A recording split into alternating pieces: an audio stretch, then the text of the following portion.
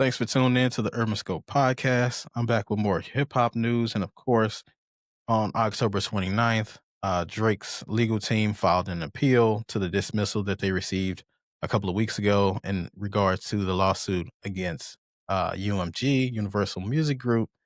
Now, I've discussed this several times before, and most people were expecting an appeal to come because we know Drake is not going to let this thing go. He still believes what he believes. Of course, he's entitled to appeal that. Most people appeal a decision that they don't like.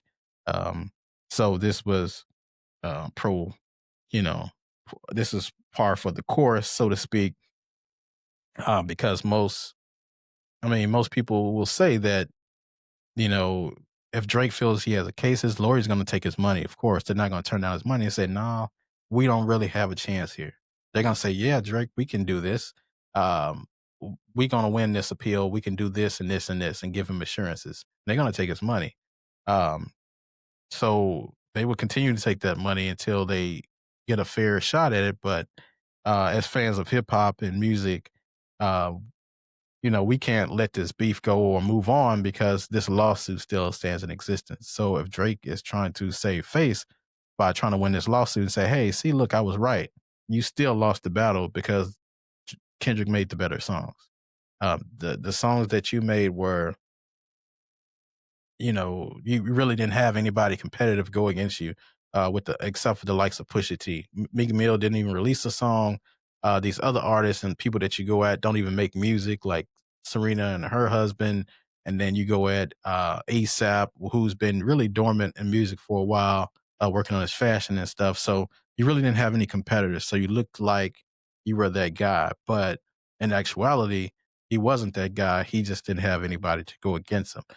And as I said before, a lot of his music isn't timeless.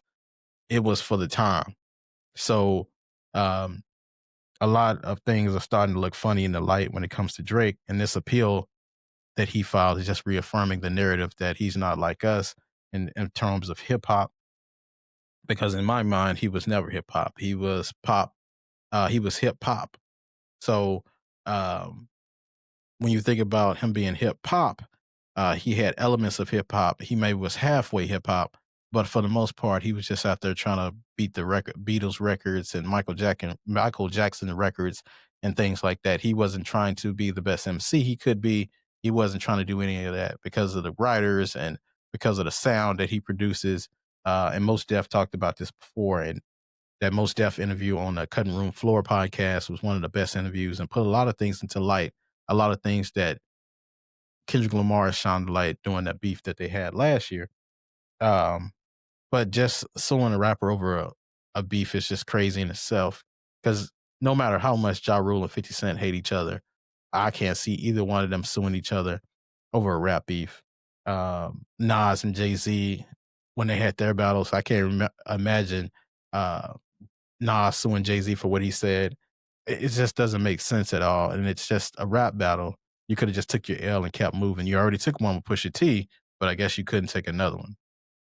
But it's how the society treats things nowadays. You can't win anything. You try to get a lawsuit or try to get your lick back any way you can because you can't out rap Kendrick. So the only way to do this is to file a lawsuit. So it's just real nasty. But um, in a vacuum, Drake's music is just remember those now that's what I call music CDs. That is what his music has become today. And it's just a collection of hits that people can dance to and people can sing to. But in actuality, he's not really saying anything. It's just a bunch of bitterness about exes and bitterness about the game and friends that left him that he thought that were his friends. But he knows in reality that his most of these people wouldn't be his friend if he was just a regular guy because he just has from look outside looking in, he has bad personality. So it's good work if you can find it, which Drake has been able to find it lately. Just be able to find um, all this, this same fan base that he's had that hasn't really matured as far as the subject matter of his content. But this lawsuit, I don't think it'll go anywhere because Drake was the aggressor in the battle, and when um, he got, literally, I mean. figuratively punched, he went to go tell the teacher. So a lot of this is just self-inflicted damage that he caused because he didn't have to go there. He didn't have to retort. Um, he started a lot of this stuff from a lot of what the media is saying, but Drake has also been a recipient of all of these things that he's alleging against UMG.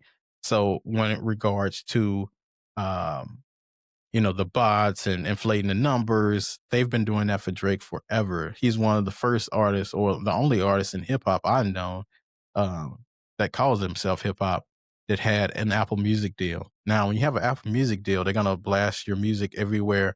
They're gonna put your face on the front of every uh, all these playlists, and then you're gonna get in the mix of all these things. So your numbers are gonna get inflated. So I don't see the issue as far as alleging somebody else did it, because if you did it first, then what's the problem? Because you're bitter about the loss from last year. But all of this is sour grapes for the most part. But not, Kendrick Lamar is looking more like a prophet after this battle because he was exposing Drake for his lack of being hip hop and being an MC. And now we're starting to see it even more and more as it unfolds, as this lawsuit has showed us even more. But as always, until next time, I'll see you next time.